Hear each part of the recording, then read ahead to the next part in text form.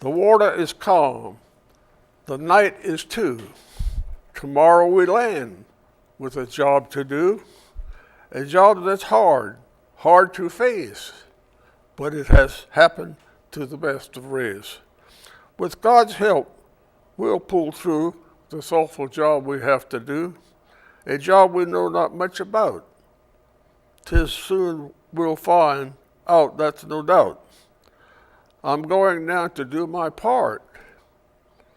With God I pray with all my heart that he may give and I'll abide for him to take me home alive, to take me back to the far off shores, to the ones I love and adore. And I had a write-up where my grandson had found a poem in my scrapbook, and I had given it to a Marine in a Sunday school class in 1950, and it says, from a lonesome GI in Incheon Harbor, Korea, that made a beachside landing, June. This was written and put into my helmet the night before we landed on the beachhead. This poem was saved for 65 years. My full name is William J. Murray. I was named Buddy, and on my birth certificate was put Baby Buddy, because I am the baby of 12 and the only one living at this particular time. Born in Summerville, South Carolina, and that's where I went to school. I did not finish college, and I was engaged to be married while I was in Korea, but that didn't work out during Christmas of the year before I came home. And the lovely wife I have now, I only knew her 3 months, and my family said it wouldn't work. We've made 65 years now, and we still talk to each other every now and then. I grew up in Summerville, South Carolina, and finished high school there. And after I finished high school, I worked at the post office. My father was a fruit mail carrier for 32 years out of Summerville, and I was his sub-carrier on the rural route. In fact, I even got an excuse from school when he was sick or something to carry the mail. So my hobby was to get in the post office. So I was lined up for his rural route when he retired. And Uncle Sam called me instead. And they were laughing at me. I was saying I had flat feet. They can't take me in the Army. I got everything in the world wrong with me. They won't take me. And I come back in one day off the route into the office, and there's my question there, you are now in the Army. So that was your draft notice. No, that was before I went to Korea. And what year was this? 1950, probably 65 years ago. Well, they can't take me. I've got flat feet, for an example, you know. But they took me. And the way the world goes around, we were waiting on the exam to come open for the rural route. And my daddy said, let's play a little politics, and I can get you the rural route, and then when you get out the service, you'll have it. And I said, no, I don't want it unless it's meant to be. And sure enough, while I was before I went into service, somebody transferred from the Navy Yard, which is a government operation on ships and stuff, and transferred to the post office department, which can't be done, but it was done, you know, how those systems work. So when I got out of the service, I went back to the post office as assistant on that one rural route and another rural route, and assistant for 2 clerks in the office. So I stayed pretty busy. And the good thing about it, when I filled in for them, if they had been there 1 year, 10 years or what, I received their salary. So that helped out. And then when I was probably 13 years old, my father and mother liked to go to the movie every Wednesday because it had a jackpot. And they won the jackpot one time, and they thought that was the best thing in the world, so they had to go to the movie every Wednesday. But a lot of times we didn't have money for the whole family. So I sneaked in behind them and got caught. And the manager said, "Do you want to go to work?" And my daddy said, "Yes, naturally." So he gave me a flashlight and said, "Now you're an usher." While working at the post office, I worked myself up to assistant manager at the theater as well. So I had 2 jobs, and that's about the way it went. So at what point the war was going on and they started the draft, and you heard about the draft? Yeah. You got your draft notice. What happens after you get your draft notice? They give you so much time to get prepared, and then they give you a 30-day leave of a 30-day notice before you enter. And we all got on the bus and went to Fort Jackson, which is in Columbia, South Carolina, and that's where we took basic training, which is, 8 weeks, 14 weeks or something. And this was the year that Truman started irrigating, such where we were mixing whites with black. And while overseas in Korea, we had the 24th Division was not too successful because they had a habit of running the wrong way. Instead of advancing, they were retreating. So they broke up that division, put us in the other divisions, and we had 4, which was wonderful guys in our section. So everything turned out right good on that. So basic was what, 6, 8 weeks? I think so. Yeah. And we had that on what they call Tank Hill, which is famous for Fort Jackson. Kind of rough, up and down hills and what have you, but we So made it. were you in the cavalry or? No, Army, foot soldier. I was taking basics to become a rifleman. Your rifleman is right on the front line. Your mortarman is, you got your 60 mortar along with your rifleman. You got your 81 mortar behind that, and they shoot overhead to tanks and what have you. And if you did good on the gun as getting in on your target and doing good, they promoted you to gunner. And then when you went from gunner to forward observer, that's up ahead of the line, and you call back saying, "Fire on target so and so." And Haggerty, another buddy of mine, decided we were going to be dumb. We didn't know nothing about that gun, that mortar. We had to know how to fire it and operate to become a gunner. But you were put on the front line becoming a gunner. So we acted like we didn't know anything about the gun and couldn't operate it. So when we got ready to deploy from there and come home a year later, come to find out we were the 2 best gunners in the outfit, but we stayed alive. So that was part of it.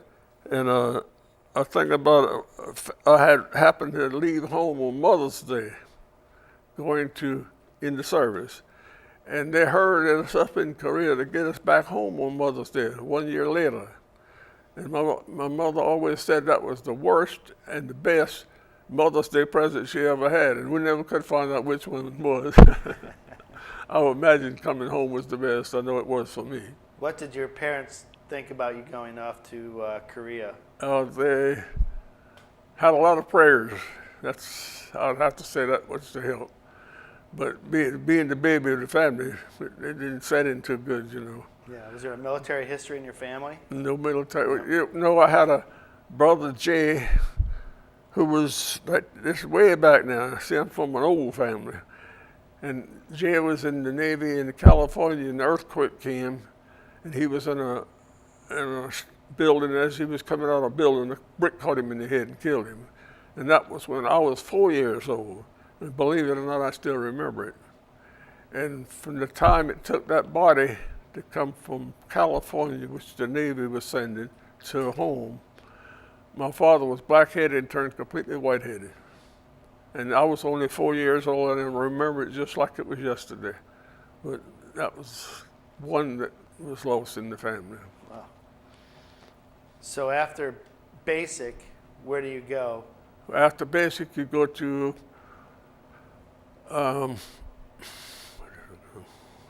you get ready for going overseas, and they take you to camp in Chicago, and we boarded a troop train, and that troop train went to Seattle, Washington, I think it was. And we left from Seattle, Washington by boat, and which was 3,199 GIs on it. The Marine Phoenix was the name of the boat ship, and we got on that, and then we landed on the barges that when we got to Incheon, and that's where we landed in. We got off the barges in the water into the seaside landing. So you went from Seattle to a troop vessel, and they took you right to Incheon. Right. Really? Wow. So tell me about Incheon, what that experience was like. So what did you do when you first got there? You got on a barge. Well, when we first got on land, like I said, that night when I wrote the poem, you could hear rounds going off the thing, but we wasn't set up as a battalion anywhere yet. But once we got set up, they'd call back concentrations, like a set of tanks, 4 or 5 tanks. We'd have to, being we were in large artillery, we'd have to have a large subject to shoot at, like tanks, what have you.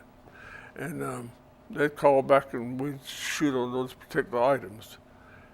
And sometimes we'd move missile also.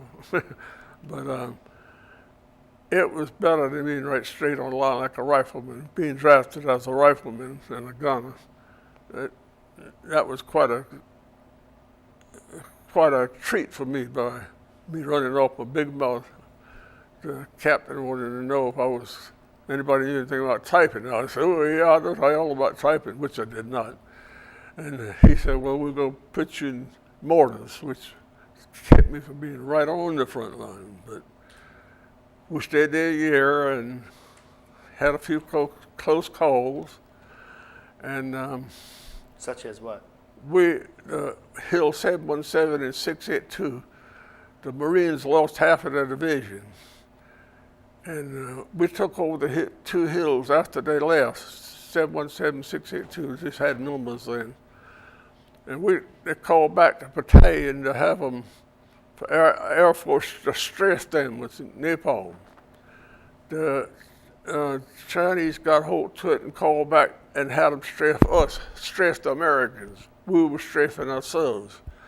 And I remember Cundy and I crawling back in a stalactite bind thing. We crawled back in that maybe 200 yards, and it was hot in there.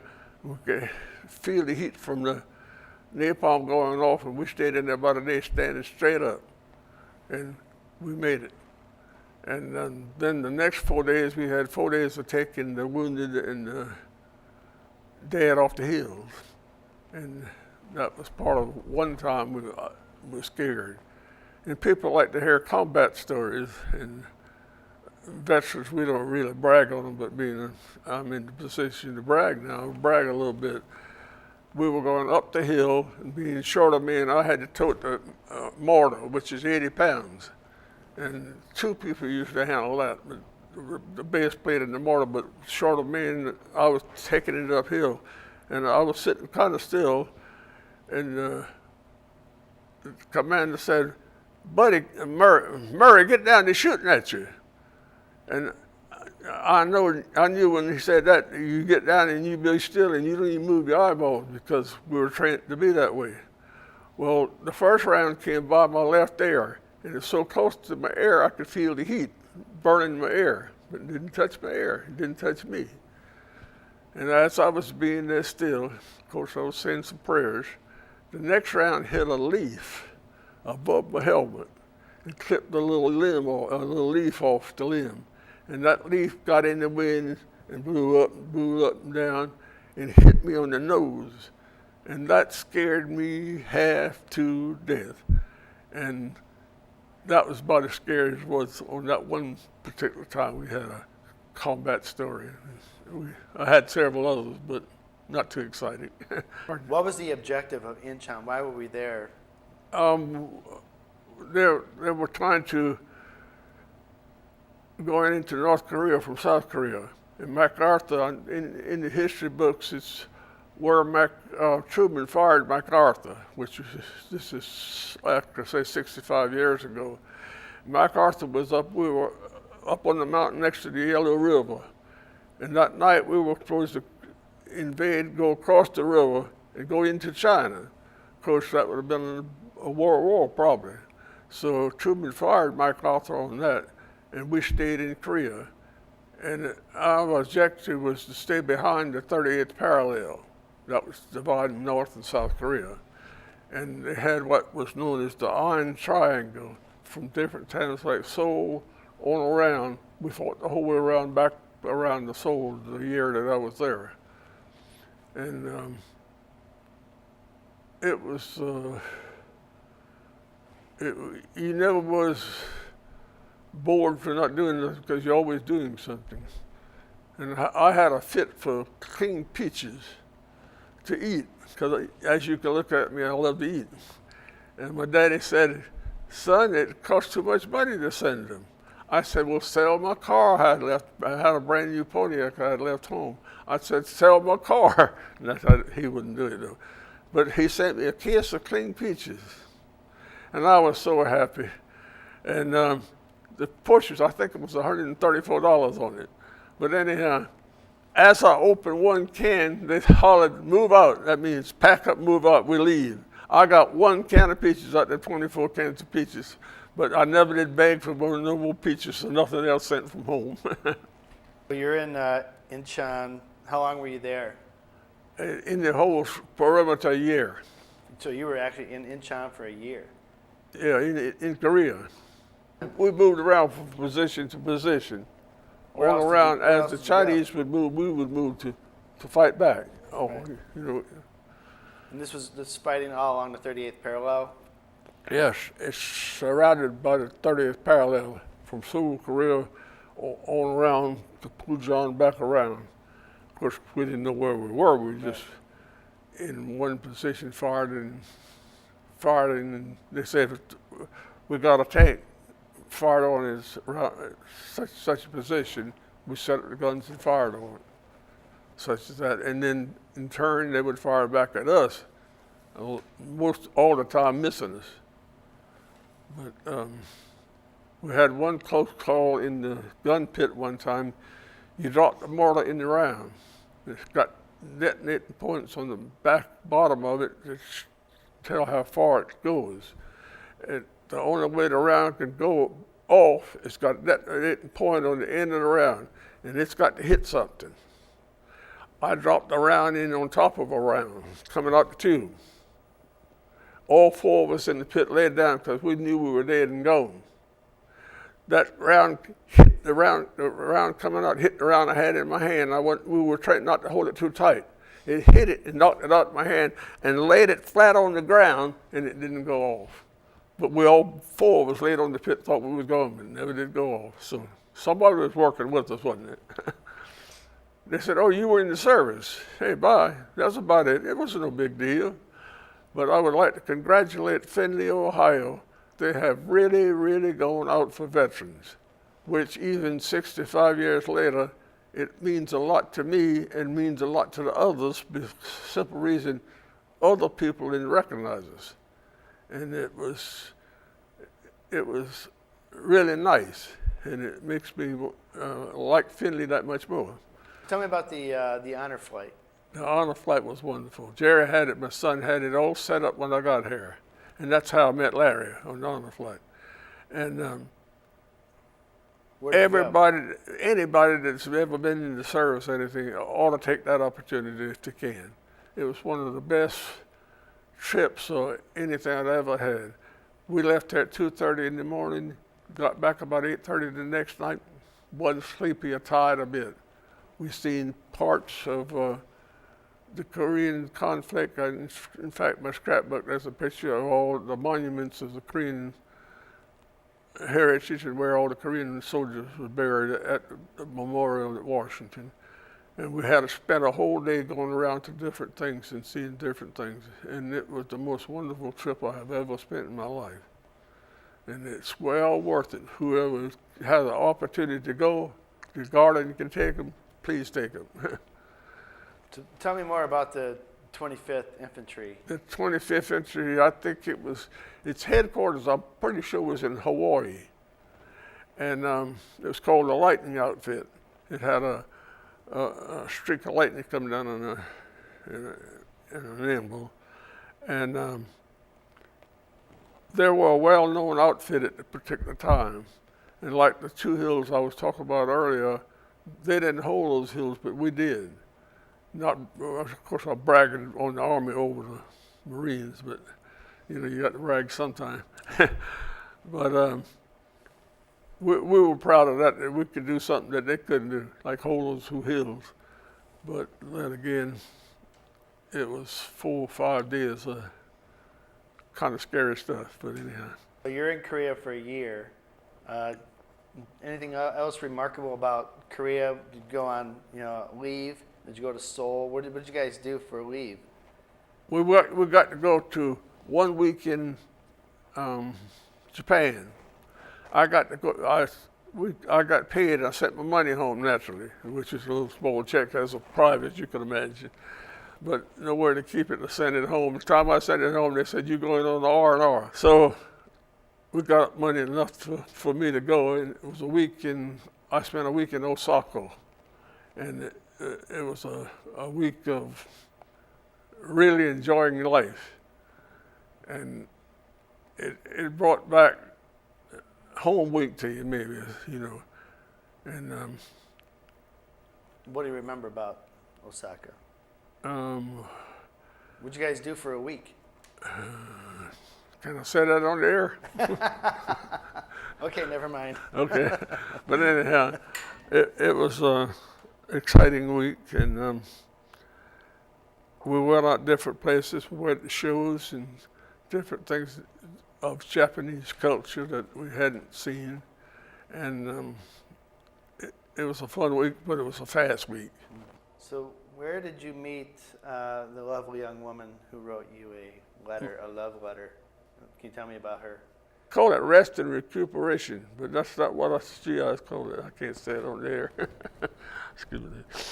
But anyhow, I don't know. A lot of them would go to Japan and stay at home with the women, the young girls. Well, Linda wasn't but 13 to start with. It was an exciting week.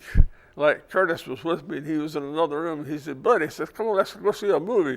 I said, "I've lived all my life for this, and you want to get out of this bed and go see a movie?" So you can imagine what the week was like.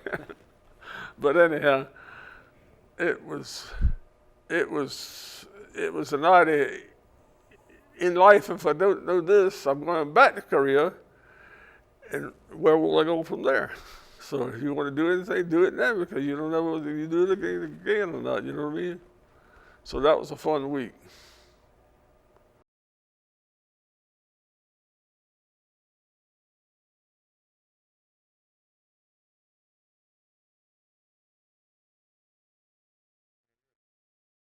I love you, darling.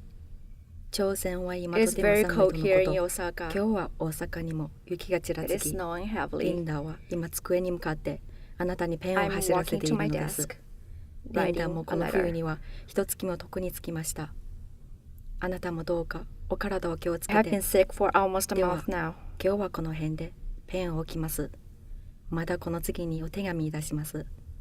お体を大切に。 Please do take care of さようなら。 yourself. 愛する。 Did you see any entertainers and celebrities come over and play for you guys while you were there? Yes, we've seen Bob Hope. entertainers. I didn't get Bob Hope. No. Danny Kaye. Oh, yeah. I got Danny Kaye, and it was another one, and I was about 4 people from the stage at one of them. And we had a lot of entertainment, like troops, Danny Kaye, and I don't know who all else we had, but that was nice. You get to pull off a line. And we'd pull off a line in the wintertime, 32 below zero, and we'd have to have a bath once a month. If we could get it, if it wasn't too cold, 32 below zero. And we're down in a foxhole, more or less. And every time I'd come back off a line to get a bath, I'd catch the flu. So I said to myself, I'm not going anymore. So I did not go for a bath anymore, so that's why That's why everybody left Japan, though.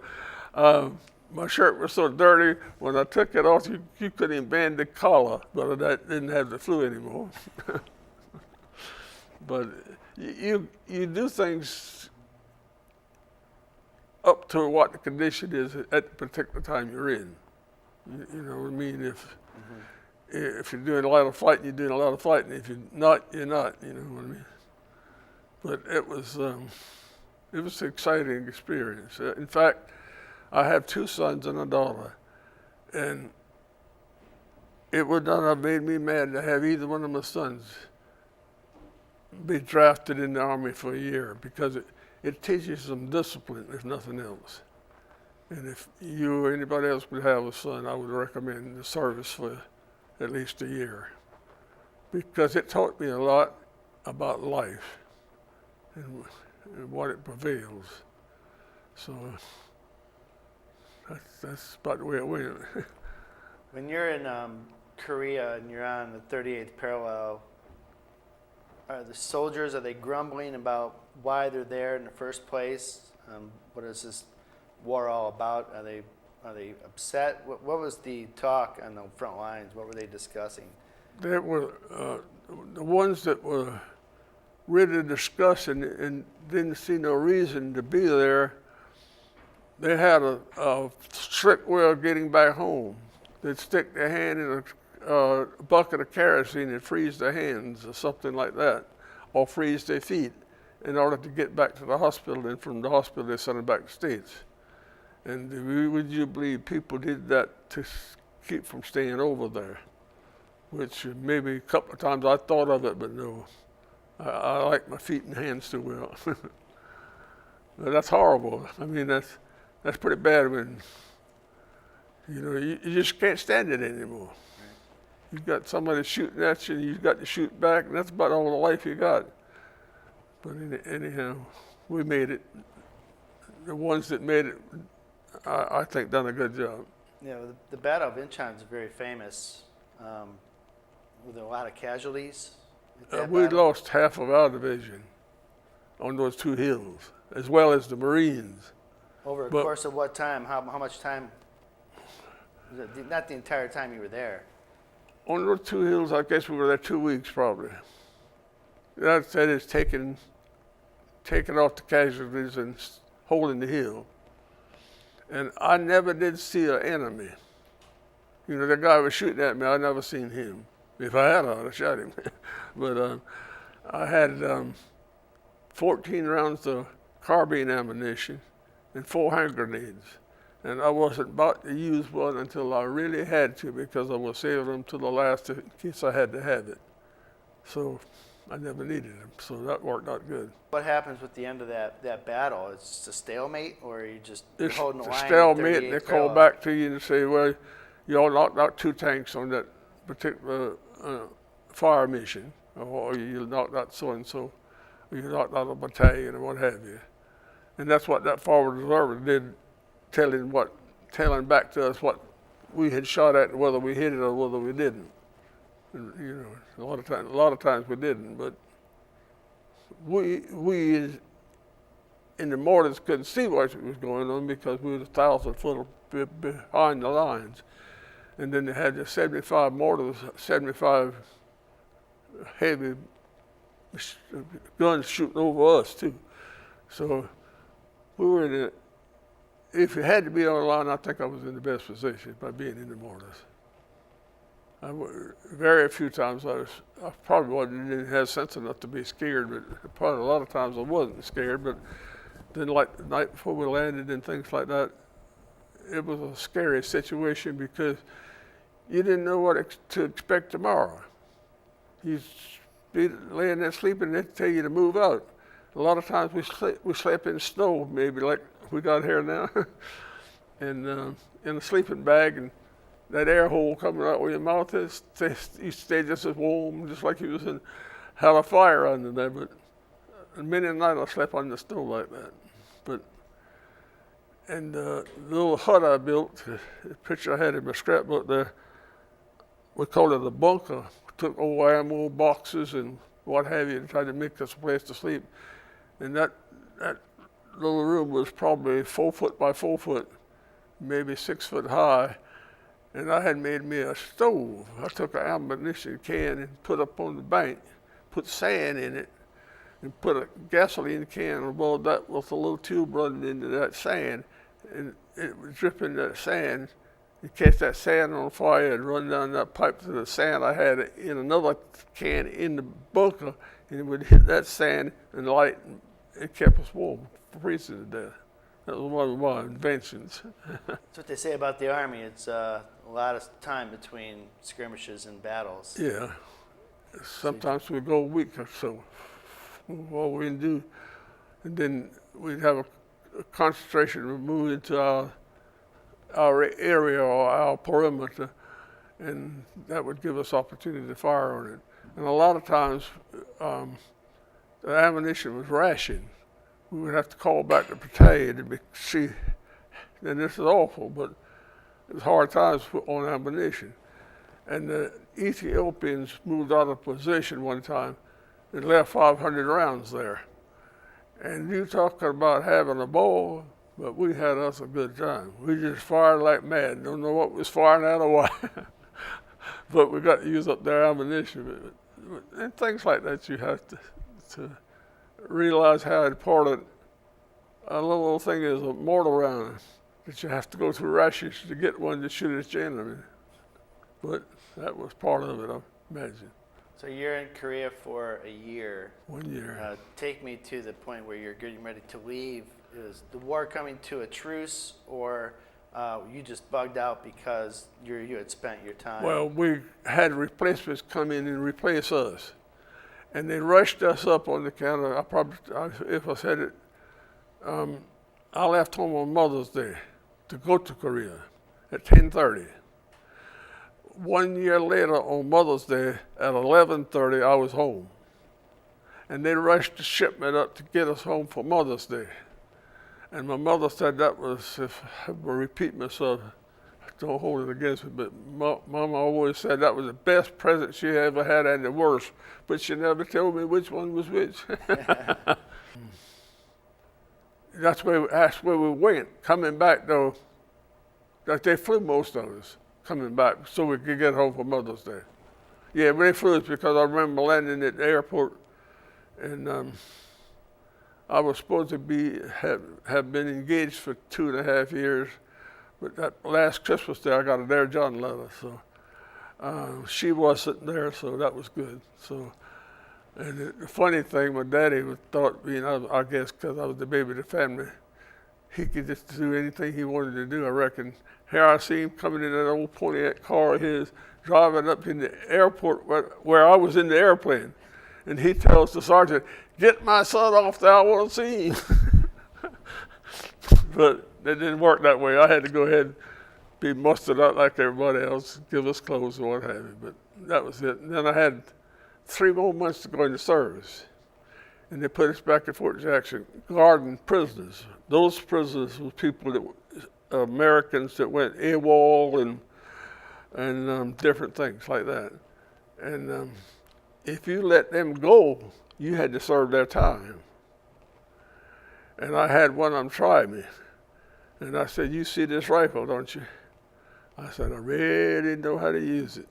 And I said, "You act one little tinsy move, you're not going to be able to go back to the barracks." And he must have sunk in because he didn't try anything.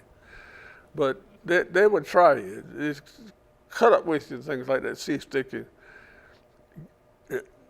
get your attention off of them. They'd probably give you 2 to 4 prisoners to guard. Make you go out and pick vegetables or something just to keep them busy. And that was harder actually than being in Korea, for the simple reason you knew that if you messed up, you had to pay for it. So then I got out and I had to stay in the reserve 2 years. And then the best thing out of all this story is that thing says, "Your discharge," honorable discharge. So I guess that made it all worthwhile.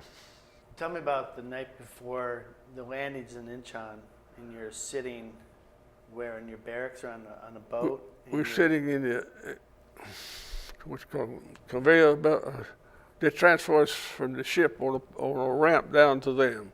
Each so many GIs and down a ramp on the side of the big ship, and then that pontoon pull up to where we'd all be, where we could land at one time. Pull up on the So bank. the night before, you're sitting thinking about the landing, and you write a poem. Yeah, so night I wrote the poem because, I mean, you're standing there by a rail knowing you're going to land in the morning before, it was actually before daylight, so they couldn't see us coming in as much, you know. And like I said before, I couldn't swim, so I was kind of scared, and that poem just came a part of being there that night. And if it hadn't been for my grandson, nobody had ever known about that poem or any poem I had written for that matter. But he was up in the attic straightening up stuff after we moved to Finley here. We sold the home. And you put that poem in your helmet. I put that poem in my helmet Battle. in case anything happened to me. I might become famous, I don't know. But I would have to say I'm very famous for the simple reason that was 65 years ago, remember? And we're still remembering it. And in the back of my mind, you watch me, if you live to be old enough, we're going to be back in Korea fighting before it's over. I was married to an American girl in the States before I went overseas. And I got a dear John letter at Christmas. She said she worked in a jewelry store in Columbia. And she said during the Christmas she just didn't have time. She wrote me every day. And I wrote back something I'm fine by, if it isn't nothing else. And she wrote me at Christmas when I was in that bunker freezing half to death. And I told her she didn't have time to write me fluid to it. I didn't care whether she ever wrote me again or not. And that's probably where it started. And then I wrote for a pinup picture to put in my bunker of other girls, and one of them was her cousin, and she found out about it, and she was over to my sister's, and my letter was up on the refrigerator, and Maxine said, something's happened to Buddy, because Mina didn't let me read that letter. And when Mina left the room, she read the letter, and the letter said, send me some pictures of Juanita Rust in bathing suits and all that stuff, and that's what blew her mind. Why, I don't know. But then that didn't work out when I got home. We had one date after all that year, writing every day, and that was it. And so I was working at the theater, and Harriet, my wife now, she was working at the dime store across the street. And we rented apartments. We had 5 houses we rented in my family. And one of the girls knew this Harriet that lives 7 miles out of town to a small town. And I said I wanted to meet her, so it didn't take long because that night she was at the theater. And we talked, and 3 months' time we were married. Of course, my family said it wouldn't work because we didn't know each other that much, you know. And we've had a pretty good life. She was I guess you'd have to say she was the smartest woman I ever married. After you got out of the Army, what did you do? Well, I worked at the post office some and the theater. Now, this is the big part. I became manager of a milk company, branch manager for a milk company. That's why we moved from Somerville to Aiken, South Carolina. And everybody said, good night. I knew Gibson, I knew him before I went into service. And he wanted me to become a milkman. I said, man, nothing be worse than that than being a garbage man. I said, there's no way you're gonna get me. And that was a Saturday. I had come off the rural route, which I'd stop by the house and have lunch. And Harriet said Gibson had called, wanted me to come to work for him. I said, I'll never go to work for him. I stayed there 20 years. And made branch manager the first year and built that to 12 paying routes less than 2 years. I guess because I like to talk. Yeah. Do you have any famous quotes or mantras that you live by that you like to tell yourself or tell your family for inspiration? I know that you've written poems, you've written prayers. How do these inspire you, and how do they inspire your family and your friends? It inspired my family and friends a lot. And one poem in there, Japanese, he was helping out in the platoon, like bring up meals, sea ration stuff online, and he helped me write one poem. And Do you want to read it? have to find it, but this was something that kept me busy, if you call it that. But this is not the one I'm thinking about, but this is a prayer that I thought a lot of. So may I read it? Yes, please. A prayer in my heart. I am hurried this morning because I got a late start. But there's a prayer in my pocket and it's close to my heart. I will keep it right with me as I go through the day. I can talk to and master and hear me this way. I feel safe where I'm going, for the master goes too. With a prayer in my pocket, I will know what to do. I can keep him there with me all as I go through the day and have blessed assurance that he hears what I say. That was one of them.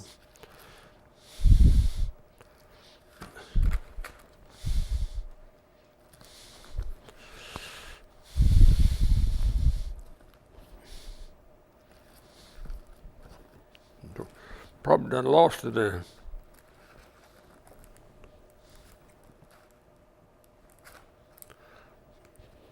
What was I'm looking for? A prayer for my girl.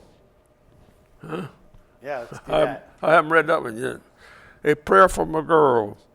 O Lord, be kind and send me back to one who waits and knows the lack. Her absence brings who awaits the day when love will bring me home to stay. Oh, let her smile encircle me.